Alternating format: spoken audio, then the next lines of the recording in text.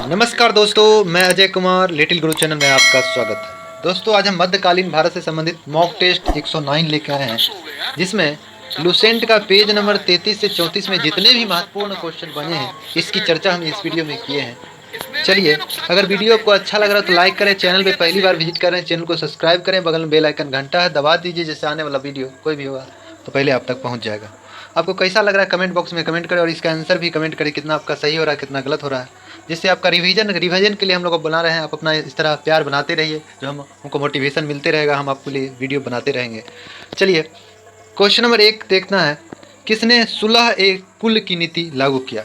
किसने, निम्न ऑप्शन बताना है, किसने सुलह ए कुल की नीति पॉलिसी लागू किया था? Option A Aurangzeb, B Akbar, C Shahjahan, D Bahadur Shah Zafar. इसका आंसर आपको कमेंट बॉक्स में कमेंट करना है कि सुलह ए कुल की नीति किसने लागू किया। तो इसका आंसर हो जाएगा ऑप्शन बी, अकबर ने सुलह ए कुल की नीति लागू किया। सुलह ए कुल की नीति के द्वारा अकबर ने सार्वभौमिक सौहार्द एवं शांति स्थापित करने के लिए यह पॉलिसी लाया था। सभी धर्मों के लिए, सभी धर्मों को समान रूप से देखने के लिए सुलह ए कुल की नीति लाया। कहता है, मुगल काल में हिंदी साहित्य का स्वर्ण काल किसके शासनकाल को कहा जाता है? अकबर के शासनकाल को हिंदी साहित्य का स्वर्ण काल कहा जाता है। मुगल काल में स्थापत्य कला का स्वर्ण काल शाहजहां के शासनकाल को कहा जाता है। और औरंगजेब के शासनकाल में सर्वाधिक मनसबदार किसके दरबार में रहा करते थे? औरंगजेब के दरबार में रहा करते थे। औरंगजेब को जिंदा पीर के नाम से या शाही दरवेश के नाम से भी जाना जाता है। औरंगजेब ने जजिया कर को पुनः प्रारंभ किया था, 1679 में प्रारंभ किया था। औरंगजेब ने पुनः जजिया कर को, औरंगजेब के द्वारा हुई सिख धर्म के 9वें गुरु तेग बहादुर की हत्या करवा दी गई थी, इस्लाम धर्म नहीं स्वीकार करने के कारण। मुगल वंश का अंतिम शासक बहादुर शाह जफर, जिसका कब्र जो है रंगून म्यांमार में स्थित है। चलिए नेक्स्ट क्वेश्चन देखते हैं। 2 नंबर क्वेश्चन है, आलमगीर की उपाधि धारण करने वाला प्रथम मुगल शासक कौन था? Option A Akbar, B Shahjahan, C Jahangir, D Aurangzeb. इसका आंसर आपको कमेंट बॉक्स में कमेंट करना है कि आलमगीर की उपाधि धारण करने वाला प्रथम मुगल शासक कौन था। आपको समय इसलिए दे रहे हैं जिसमें आंसर आप कमेंट कीजिएगा, इसलिए आंसर आप कमेंट बॉक्स में जरूर कमेंट करें। आलमगीर की उपाधि धारण करने वाला प्रथम मुगल शासक कहा जाए तो हो जाएगा औरंगजेब, ऑप्शन डी हो जाएगा औरंगजेब। औरंगजेब को जिंदा पीर या शाही दरवेश के नाम से भी जाना जाता है। कहता, चित्रकला का स्वर्णकाल किसके शासनकाल को कहा जाता है? तो जहांगीर के शासनकाल को कहा जाता है। हिंदी साहित्य का स्वर्णकाल अकबर के शासनकाल को कहा जाता है, जबकि स्थापत्य कला का स्वर्णकाल शाहजहां के शासनकाल को कहा जाता है। चलिए नेक्स्ट क्वेश्चन देखते हैं। 3 नंबर क्वेश्चन, औरंगजेब की पत्नी का क्या नाम था? Option A Dilras Bano Begum, option B Arjumand Bano Begum, option C Noor Jahan, option D Hamida Bano Begum. इसका आंसर आपको कमेंट बॉक्स में कमेंट करना है, क्या होगा? औरंगजेब की पत्नी का क्या नाम था? औरंगजेब की पत्नी का नाम अगर बात करें हम, इसके बारे में आपको कमेंट करना है। तो औरंगजेब की पत्नी का नाम था ऑप्शन ए दिलरास बानो बेगम, जिसे हम रबिया उद्दरानी के नाम से भी जानते हैं। इनके औरंगजेब ने अपनी पत्नी का मकबरा जो औरंगाबाद, जो वर्तमान महाराष्ट्र में पड़ता है, जो देश का दूसरा ताजमहल, औरंगजेब की पत्नी दिलरास बानो बेगम या रवि उसका नाम है रबिया उद्दरानी के नाम से भी जानते हैं, जो ताजमहल देश का दूसरा ताजमहल कहा जाता है। ये औरंगाबाद महाराष्ट्र में, अभी औरंगाबाद शहर का नाम बदलकर संभाजी नगर कर दिया गया है। अर्जुमान बानो बेगम, जिसको मेहरून मलिका जैमनी के नाम से शाहजहां की पत्नी थी, जिसके याद में ताजमहल बनवाया गया था। ताजमहल बनने में लगभग 22 साल का समय लगा। 1631 में बनवाना प्रारंभ हुआ, 1653 में बनकर तैयार हुआ था। जहांगीर की पत्नी नूरजहां की पहली पति का नाम अलुक कुली बेग था, जिसकी मृत्यु के बाद नूरजहां का विवाह जहांगीर से हो गया था 1611 में। और हुमायूं की पत्नी का नाम हमीदा बानो बेगम था। चलिए नेक्स्ट क्वेश्चन देखते हैं। 4 नंबर, 2 बार राज्याभिषेक करने वाला मुगल शासक कौन था?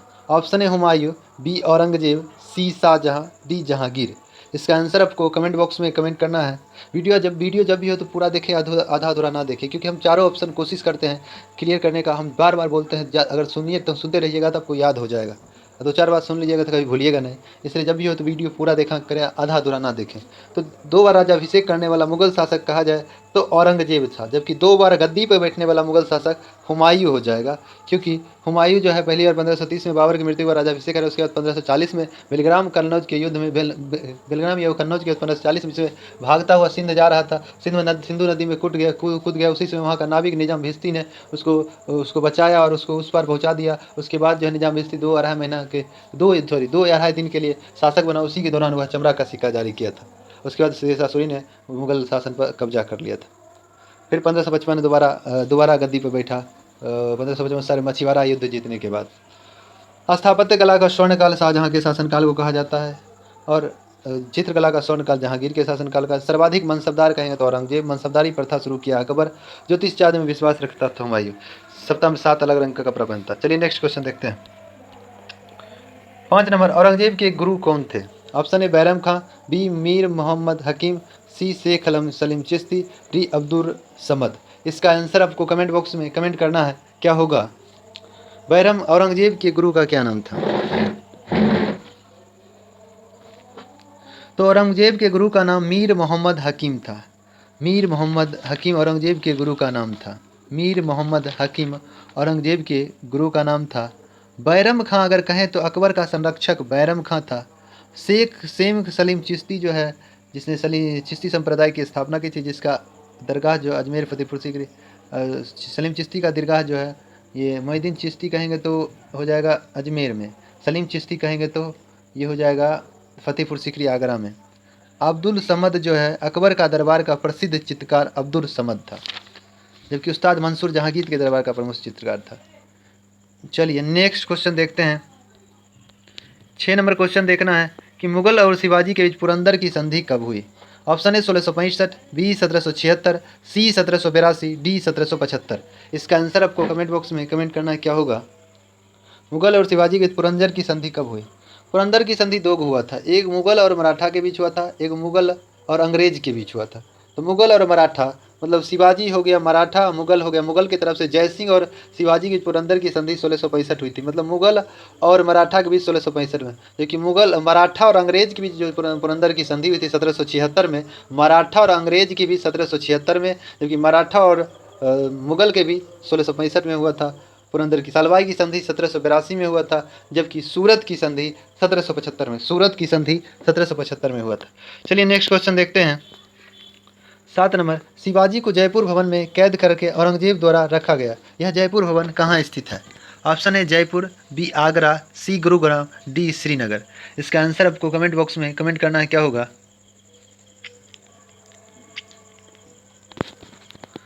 तो इसका आंसर हो जाएगा ऑप्शन बी, ये जयपुर भवन वर्तमान में आगरा में पड़ता है।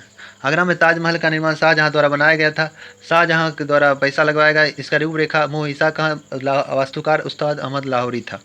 21-22 साल बनाने में लगा। 1631 से प्रारंभ हुआ, 1653 में बन गया। और देश का पहला अनाज ATM कहाँ? गुरुग्राम हरियाणा में लगाया गया है। और अभी जम्मू कश्मीर का पहला मल्टीप्लेक्स कहाँ बनाया गया है? श्रीनगर जम्मू कश्मीर बनाया गया है। चलिए नेक्स्ट क्वेश्चन देखते हैं। 8 नंबर, किस मुगल शासक ने तेग बहादुर की हत्या करवा दी? Option A Jahangir, option B Shahjahan, option C Aurangzeb, D Babur. इसका आंसर आपको कमेंट बॉक्स में कमेंट करना है, क्या होगा? तो सिख धर्म के 9वें गुरु तेग बहादुर की हत्या जो औरंगजेब के द्वारा करवा दिया गया था। और कहा जाए कि मुगल वंश में कितने शासक हैं जिसने आत्मकथा खुद लिखा है? तो 2 है, बाबर और जहांगीर। तुजू के जहांगीरी लिखा फारसी भाषा में, जिसको पूरा करने का मोहतबिंद खान ने किया, जबकि तुजू के बाबरी तुर्की भाषा में लिखा गया, जिसको बाबर नामा के नाम से फारसी में अब्दुल रहीम खान खाना के द्वारा किया गया। चलिए नेक्स्ट क्वेश्चन देखते हैं। 9 नंबर, औरंगजेब ने पुनः जजिया कर को कब लागू किया? Option A 1564, B 1675, C 1679, D 1687। इसका आंसर आपको कमेंट बॉक्स में कमेंट करना है, क्या होगा? औरंगजेब ने पुनः जजिया कर को कब लागू किया? तो औरंगजेब ने पुनः जजिया कर को 1679 में लागू किया, जबकि अकबर द्वारा जजिया कर को अकबर द्वारा कब समाप्त किया गया? तो 1564 में अकबर ने जजिया कर को समाप्त किया। पुनः औरंगजेब ने 1679 में उसे लागू किया। 1675 में औरंगजेब ने सिख धर्म के 9वें गुरु तेग बहादुर की हत्या करवा दी, 1675 में दिल्ली में शीशगंज के नज़दीक। और बात करें 1687 की, तो 1687 में 1685 में बीजापुर और 1687 में गोलकुंडा पर औरंगजेब ने अधिकार कर लिया था। चलिए नेक्स्ट क्वेश्चन देखते हैं। 10 नंबर क्वेश्चन है, तिलपत की लड़ाई कब हुई? Option A 1670, B 1685, C 1679, D 1687।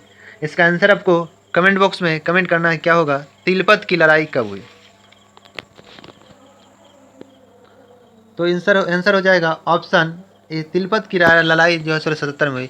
Aurangzeb के समय में जाट विद्रोह हुआ था, जिसमें गोलकुंडा और राजाराम ने के बीच हुआ था, जिसमें 1670 में तिलपर की लड़ाई में जाट हार गया था। गोलकुंडा को मौत के घाट उतार दिया गया था। इसके बावजूद जाटों ने 1685 में राजा राम के नेतृत्व में पुनः विद्रोह कर दिया। इन जाटों ने सिकंदरा में स्थित अकबर का जो कब्र था उसको खोद कर उसको लूट कर हड्डी तहत को जला दिया।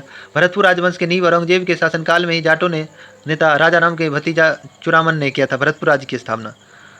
औरंगजेब के समय में हिंदू सबसे ज़्यादा मनसबदार जिसकी चर्चा किए थे। 1685 में अगर कहा जाए तो औरंगजेब ने बीजापुर पर और 1687 में गोलकुंडा पर अधिकार कर लिया था।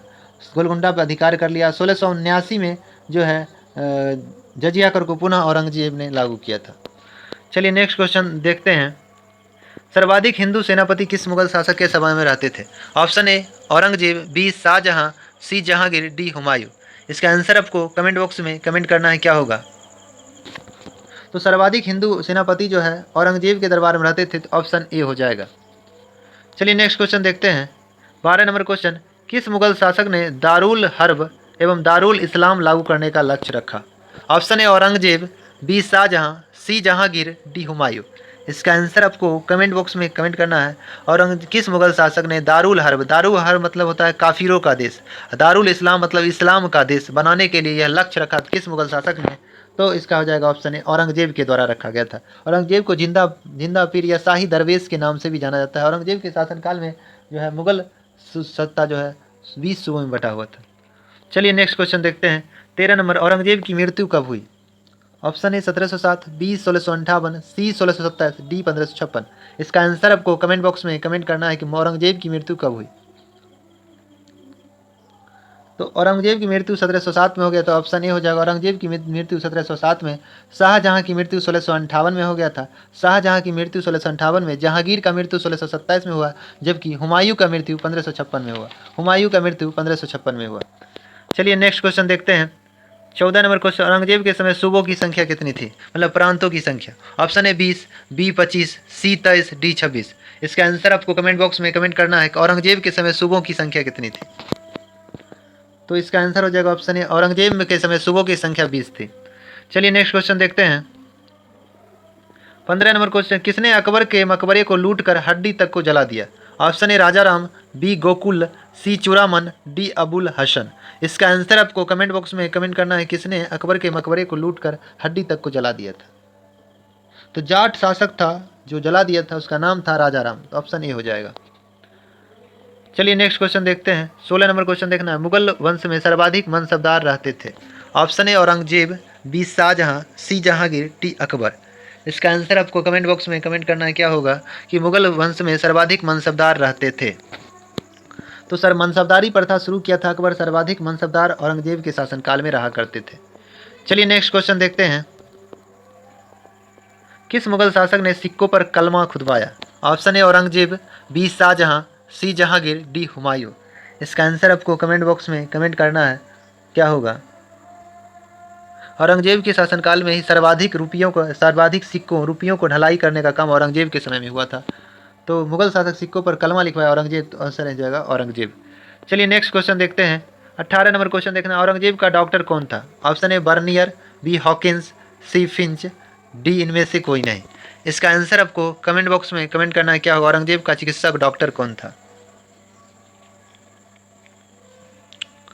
तो इसका आंसर हो जाएगा ऑप्शन ए फ्रैंकोइस बार्नियर। जो है एक फ्रांसीसी था, यात्री था, जो औरंगजेब का डॉक्टर बना, चिकित्सक था।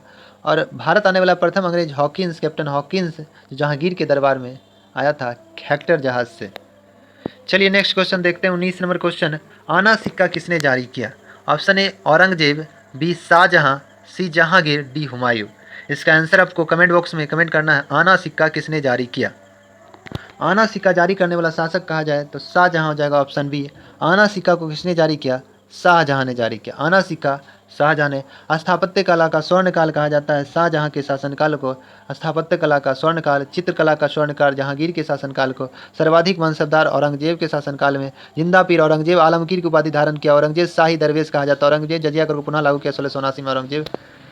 चलिए नेक्स्ट क्वेश्चन देखते हैं। 20 नंबर, चमड़ा का सिक्का किसने जारी किया? Option A Aurangzeb, B Nizam Bhisti, C Jahangir, D Humayun. इसका आंसर आपको कमेंट बॉक्स में कमेंट करना है क्या होगा। चमड़ा का सिक्का किसने जारी किया? चमड़ा का सिक्का जो है ऑप्शन बी निजाम भिस्ती के द्वारा जारी किया गया था, निजाम भिस्ती के द्वारा जारी किया गया था। पति पत्नी का सिक्का जारी किया जहांगीर ने जारी किया था। और सर्वाधिक सिक्का ढलाने, रुपया ढलाने का काम किसने किया? औरंगजेब ने किया था। और अपने को मतलब क्या कहते हैं, ज्योतिष शास्त्र में विश्वास रखता था तो हुमायूं। चलिए दोस्तों, अगर वीडियो अच्छा लग रहा है, कंटेंट अच्छा लग रहा है, चैनल को सब्सक्राइब करें और शेयर करें। बगल में बेल आइकन घंटा है दबा दीजिए, जिससे आने वाला कोई वीडियो पहले आप तक पहुंचेगा। चलिए इसी तरह आप अपना प्यार बनाए रखिए। आज इतने तक रहते हैं। जय हिंद, जय भारत।